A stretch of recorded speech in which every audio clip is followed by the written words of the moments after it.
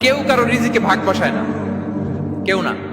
আমরা অনেকে মনে করি যে আমি ওকে দিলাম, ওকে খাওয়াইলাম, আমি বোধহয় খাওয়াইলাম। না, সে আপনারটা খায় নাই, সে তার রিজিকই খেয়েছে। আমাদের ঘরে আমাদের বন্ধু বান্ধব আসে অনেক সময়, আমাদের ঘরে অনেক সময় অতিথি আসে, তাদেরকে আমরা আপ্যায়ন করি, তাদেরকে খাওয়াই। আসলে সে আমারটা খায় না, সে কারটা খায়? তার নিজেরটাই খায়। বিষ্ণু ইসলাম এটা খুব সুন্দর করে বলেছেন। ওনার কাজিন চাচাতো ভাই আব্দুল্লাহ ইবনে আব্বাসকে একদিন অনেক নাসিহা করছিলেন। করতে করতে এক পর্যায়ে তিনি বললেন, ওয়ালাম, ইবনে আব্বাসকে বলছেন, ওয়ালাম আন্না মা আসাবাকা লাম ইয়াকুন লিইখতিআক ওয়া মা আখতাআকা লাম ইয়াকুন লিইউসিবাক। আব্দুল্লাহ, জেনে রেখো, যেটা তুমি পাওয়ার এটা তুমি কোনোদিন হারাবা না। যেটা তোমার হওয়ার কথা ছিল ওটা তুমি কোনোদিন মিস করবা না।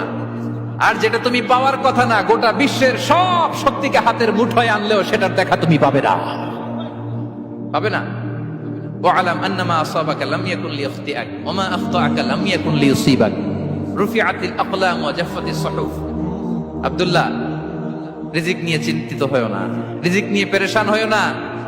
প্লে ইউর রোল, রিজিক ইজ ফিক্সড।